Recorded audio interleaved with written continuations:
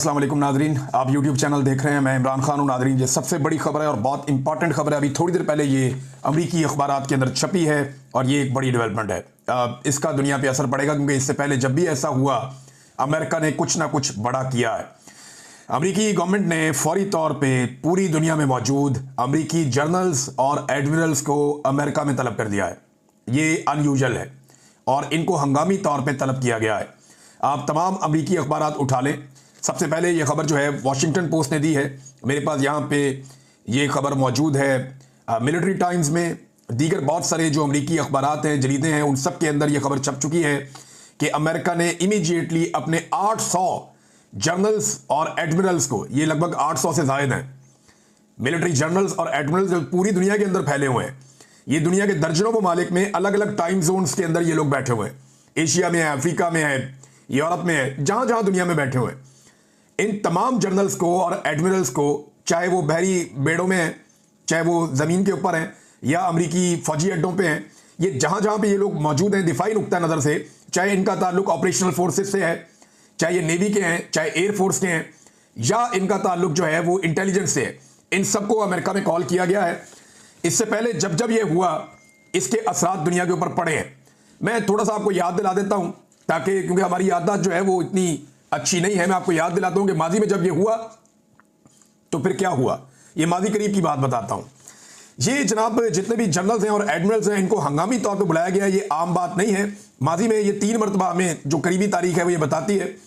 एक ये 1962 में जब क्यूबन मिसाइल बहरान था तब इनको बुलाया गया था और उसके बाद जो है वो एक बहुत बड़ा मसला इशू पैदा हो गया था जिसको रिजॉल्व किया अमेरिकन ने। फिर 2001 में 9/11, उस वक्त रम्सफील्ड ने फौजी सरबराहों से मुलाकात की थी हंगामी तौर पे और उसके बाद आपने देखा कि दुनिया फिर किस तरफ गई।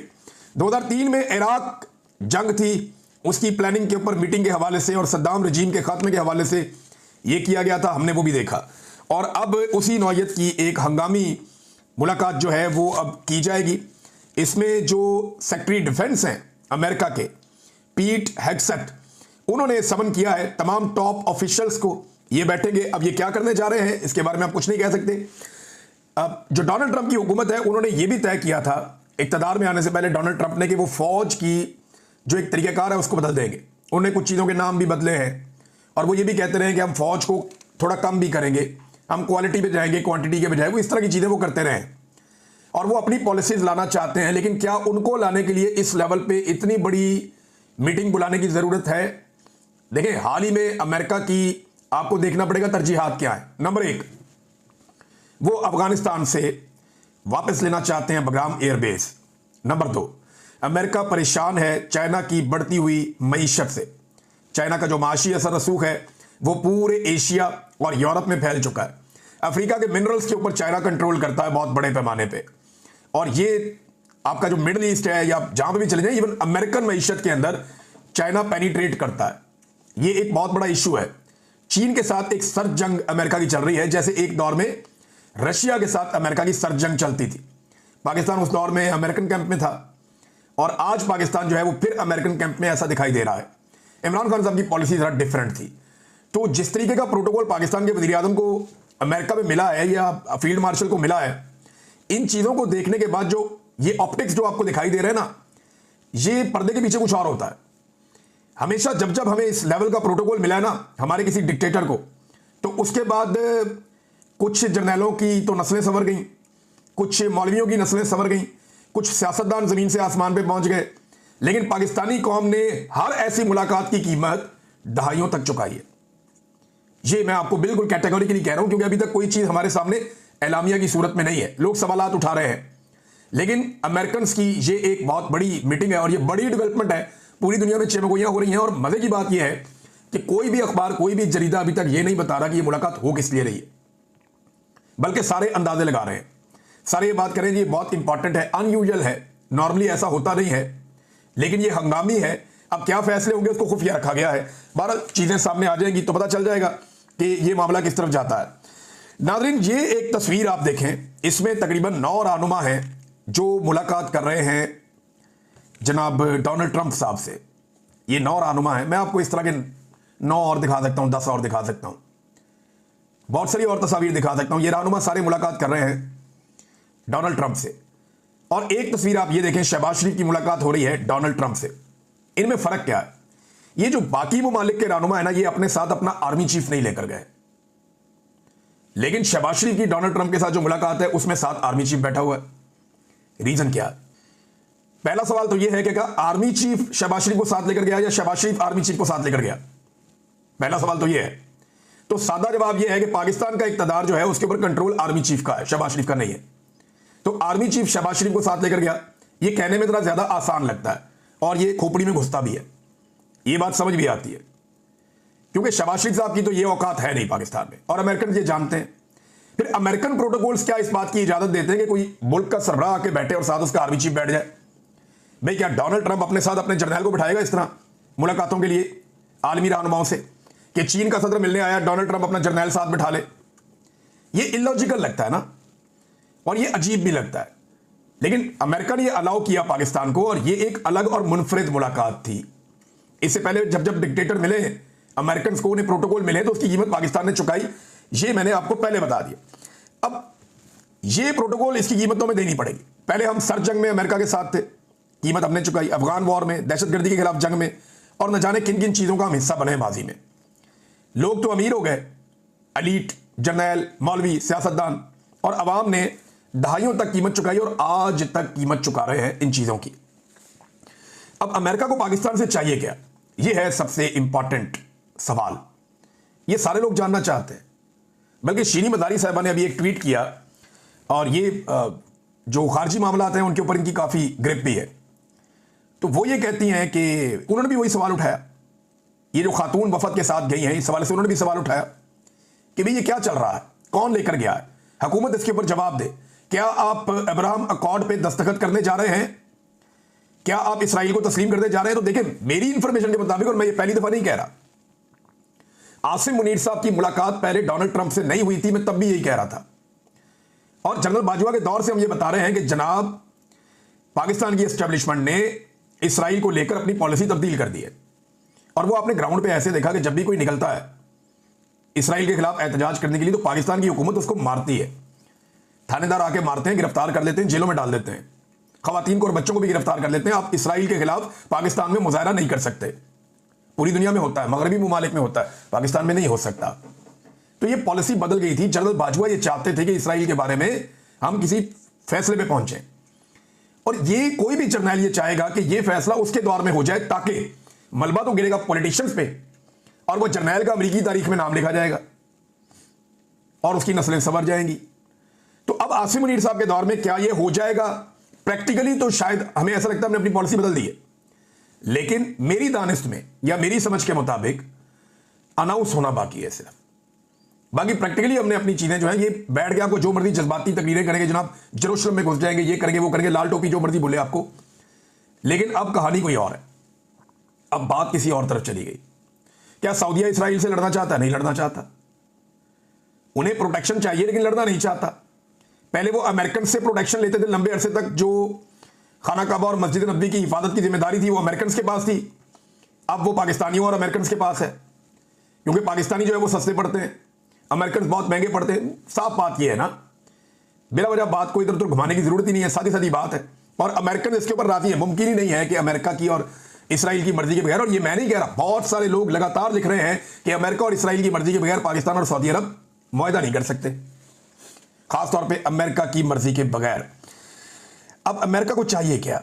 देखिए, अफगानिस्तान में उसके इंटरेस्ट है, और डोनाल्ड ट्रंप एक अग्रेसिव मूड में लगते हैं, और पाकिस्तान को वो प्रोटोकॉल मिल रहा है जो और दुनिया में किसी को ऐसे नहीं मिल रहा। इसका मतलब है इस खित्ते में अमेरिका कोई ना कोई एडवेंचर आने वाले वक्त में करेगा या करवाएगा। होगा क्या ये हमें जल्दी पता चल जाएगा। लेकिन असद कैसर साहब ने एक बात क्लियर की है। देखिए, असद कैसर साहब को आप कुछ भी समझें, वो पाकिस्तान तहरीक इंसाफ के एक इमरान खान साहब के पुराने साथियों में से, स्पीकर कौमी असेंबली रहे। लेकिन एक बात मैं जानता हूं कि असद कैसर साहब के अफगानिस्तान में ताल्लुकात अच्छे हैं। अफगानिस्तान की हुकूमत पाकिस्तान में जिन लोगों के साथ बातचीत करने में दिलचस्पी रखती है, वो मौलाना फजलुर रहमान नहीं है, वो कोई बिलावल जरदारी नहीं है, वो ना तो शहबाज शरीफ है। हाँ, यहां पे कुछ लोग ऐसे हैं पीएमएलएन में जिनसे अफगान हुकूमत बात कर सकती है, इसी तरह पीटीआई के अंदर जिन लोगों के साथ अफगान हुकूमत बहुत कंफर्टेबल हो जाएगी उनमें एक असद कैसर है। अब असद कैसर के पास जरूर कोई इंफॉर्मेशन है, क्योंकि उन्होंने 27 तारीख के जलसे के हवाले से बात करते हुए इस मामले को छेड़ा है। असद कैसर कहते हैं, और यह बात उन्होंने वाजे की है, कि अफगानिस्तान पर जंग मुसल्लत नहीं करने देंगे, किसी सूरत खून खराबा नहीं होने देंगे। अगर कोई अफगानिस्तान से जंग शुरू करने जा रहा है तो हम सियासी जमातें और अवाम इस जंग में शामिल नहीं होंगे। ये बहुत इंपॉर्टेंट है। इसका मतलब है अफगानिस्तान के पास ये इंफॉर्मेशन है कि उनके ऊपर जंग मुसल्लत की जा सकती है और इस मरतबा पाकिस्तान को इन्वॉल्व भी किया जा सकता है। और इमरान खान साहब जेल से बैठकर बार बार खबरदार कर रहे हैं कि अफगानिस्तान के साथ बात करो, किसी लड़ाई में उनके साथ ना जाओ, किसी जंग का हिस्सा ना बनो। हमारा मफाद इसमें कि हम अफगानिस्तान के साथ बातचीत करें। तो क्या अब अमेरिका एक नया मॉडल बना के अफगानिस्तान में दखलंदाजी करने जा रहा है? तो असद कैसर साहब ने कैटेगोरिकली ये कह दिया बगैर किसी का नाम लिए। नादरीन, पाकिस्तान तहरीक इंसाफ की इस वक्त जो सारी तवज्जो है वो 27 तारीख के जलसे पर है और उसकी तैयारियां की जा रही हैं धड़ाधड़। हम इसके ऊपर एक लाइव ट्रांसमिशन भी करेंगे। मैं साबिर शाकिर भाई, सदीक जान और यह मकबूल जान साहब, समी इब्राहिम साहब, हारून रशीद साहब, समीना पाशा साहिबा होंगी, हम सभी आदमी साहब को कहेंगे, हमारे साथ अमीर अब्बास साहब होंगे, कुछ पॉलिटिकल लोग उनको भी हम साथ शामिल करेंगे, कुछ और दीगर नाम अगर मैं भूल गया हूँ माजरत चाहता हूँ, जो पॉलिटिकल एनालिसिस करते हैं पाकिस्तान में लोग, उनको भी हम शामिल करेंगे। तो ये ट्रांसमिशन हम जलसे के बारे में करेंगे, क्योंकि आपको टीवी चैनल तो दिखाएगा नहीं। जब टीवी चैनल नहीं दिखाएंगे तो हम अपने चैनल्स पे आपको एक ट्रांसमिशन करके सोशल मीडिया के ऊपर आपके पास लिंक अवेलेबल होंगे, आप वहाँ पे जाके उसको बराह रास्त देख सकते हैं। जिन आवाज़ों को बंद किया गया है वो आवाज़ें मिलकर जिस पॉलिटिकल पार्टी की आवाज़ों को बंद किया गया है वो आवाज़ आप सबको हम सुनवा देंगे। अब नाज़रीन, पाकिस्तान तहरीक इंसाफ की सारी तवज्जो इस पे है और अच्छी बात यह है कि जो आइडिया एक सामने आया था कि जलसागाह में शोहदा की तस्वीर लगाई जाएं, तो वो शोहदा की तस्वीर के जो है बड़े बड़े होर्डिंग्स जलसागाह में लगा दिए गए हैं। इमरान खान साहब का इस हवाले से एक स्टेटमेंट भी आया है। ये स्टेटमेंट मैं आपके सामने रख देता हूँ। ये एक मुख्तसर स्टेटमेंट है उनका। उन्होंने कहा कि 27 सितंबर को पेशावर जलसा जमहूरियत की बहाली और कानून की बालादस्ती के साथ साथ खैबर पख्तूनख्वा के अमन और इंसानी हुकूक की तकरीम बहाल करने के लिए होगा। मैं कैदोबंद की सऊबतें इसलिए झेल रहा हूँ ताकि मेरी कौम को हकीकी आज़ादी मिल सके। मुल्क भर से शहरी हफ्ते के दिन पेशावर जलसे में शिरकत करें और जुल्म के खिलाफ ऐलान बगावत करें। ये इमरान खान साहब का अडियाला जेल से पैगाम आया है 27 तारीख के जलसे के हवाले से। और क्योंकि अब पाकिस्तान तहरीक इंसाफ भी जो है वो उन्होंने अगला गियर लगा दिया है और वो एक नई तहरीक के अंदर शामिल हो गए हैं। देखें, ये जो महीना शुरू होता है ना अक्टूबर का, तो यहाँ से तहरीकें शुरू होती हैं। वैसे तो अगस्त के अंदर मोमेंटम बनना शुरू होता है, सितंबर के महीने में होता है और फिर अक्टूबर, नवंबर, दिसंबर, जनवरी, फरवरी, मार्च, अप्रैल, ये 6-6.5 महीने जो होते हैं ये तहरीकों के महीने हैं पाकिस्तान में। और इमरान खान साहब जैसा बंदा जो अवाम की बहुत सारी सपोर्ट इस वक्त रखता है, यानी ऐसी सपोर्ट तो हमने माजी में किसी के साथ नहीं देखी, इतनी सारी सपोर्ट के साथ इमरान खान जैसा एक पॉलिटिकल फिगर, क्या वो आराम से बैठेगा या बैठने देगा? तो ऐसा नहीं लगता कि अगले 6 महीने में इमरान खान साहब इन्हें सुख का सांस लेने देंगे। एक जाली खबर चलवाई गई क्योंकि हुकूमत अब चीज़ों को कंट्रोल कर नहीं पा रही, एस्टेब्लिशमेंट के भी हाथ पांव फूले हुए हैं। तो ये हेडलाइन मैंने देखी और जियो के ऊपर चल रही थी, जनाब कि अवामी एक्शन कमेटी कश्मीर से मुज़ाकरात कामयाब हो गए और उनके मुतालबात कोई हो गए और ये वो मामला और एहतजाज खत्म हो गया। नहीं जी, झूठी खबर है। अवामी एक्शन कमेटी के साथियों से रब्ता हुआ थ्रू एक जर्नलिस्ट, उन्होंने भी मुझे बताया, और उसके अलावा उन्होंने कुछ जगह पे खड़े होकर बाकायदा प्रेस कॉन्फ्रेंसेस की और चौकों में आकर ऐलान किया कि हमारा हुकूमत के साथ एक भी मुतालबे के ऊपर या एक भी चीज़ के ऊपर मुज़ाकरात कामयाब नहीं हुए। हुकूमत धोखा दे रही है, जाली खबरें चला रही है, हम अपने एहतजाज के ऊपर कायम हैं और 29 तारीख से अवामी एक्शन कमेटी कश्मीर अपना एहतजाज ज़रूर करेगी। ये हुकूमती प्रोपेगेंडा है और ये झूठी खबर है, आप इसके ऊपर कान ना धरें। तो पाकिस्तान का मीडिया जो है वो ऐसा लगता है कि अब खबरें देने की बजाय एस्टेब्लिशमेंट की प्रॉक्सी के तौर पे काम कर रहा है। पहले भी हम एस्टेब्लिशमेंट की बात मान लेते थे मीडिया वाले, लेकिन कोई जायज़ बात मान लेते थे। अब तो जायज़ और नाजायज़ सारी बातें मीडिया को माननी पड़ती हैं और प्रोपेगेंडे का हिस्सा बनना पड़ता है, जिसका हिस्सा नहीं बनना चाहिए। अवाम की तवज्जो हटाने के लिए इनकी कार्रवाइयां आप चेक करें कि पीपल्स पार्टी और नून लीग ने नूरा कुश्ती शुरू कर दी है। उधर से बिलावल एक स्टेटमेंट देता है, फिर मरियम देती है, फिर बिलावल देता है, फिर मरियम देती है और उसके क्लिप काट के सोशल मीडिया पे वायरल करने की कोशिश की जाती है। जनाब, इनको वायरल कर दें आप, और वायरल इसलिए कर दें ताकि तवज्जो इधर आ जाएगी कि पीपल्स पार्टी और नून लीग लड़ पड़े, ताकि अवाम को इससे उम्मीद हो जाए कि जनाब पीपल्स पार्टी और नून लीग लड़ पड़े, हुकूमत खुद ही गिर जाएगी, हमें कुछ करने की जरूरत नहीं है। सब फ्रॉड है, सब बेईमानी है। ये जनूबी पंजाब के सैलाब को लेकर, ये बेनजीर इनकम सपोर्ट प्रोग्राम को लेकर और छोटे छोटे मामला को लेकर एक दूसरे को उचकले दे रहे हैं, एक दूसरे को छेड़छाड़ कर रहे हैं और ये सिर्फ आवाम का फोकस शिफ्ट करना चाहते हैं। देखिए, जो सलाम मुतासरीन के लिए जो उनके साथ हुआ वो दिखाने की बजाय ये दिखा रहे हैं पाकिस्तान के मीडिया के लोग, ताकि तवज्जो हटाई जा सके। सलाम मुतासरीन के दुखों को रिकॉर्ड करने की बजाय टिकटॉक्स पाकिस्तान के मीडिया ने दिखाई हैं, लोगों का नुकसान नहीं दिखाया, हुकूमत की तारीफें चलाई हैं। और अब एक मरतबा फिर फोकस हटाने की कोशिश की जा रही है। तो क्या ऐसे फोकस हट जाएगा? ना पहले हटा ना अब हटेगा। नाज़रीन, जस्टिस जहांगीरी साहब के खिलाफ जो है वो उनकी डिग्री मनसूख कर दी गई है यूनिवर्सिटी की जानिब से, और कराची के अंदर भी जो हाई कोर्ट है उन्होंने वो केस फारिग कर दिया।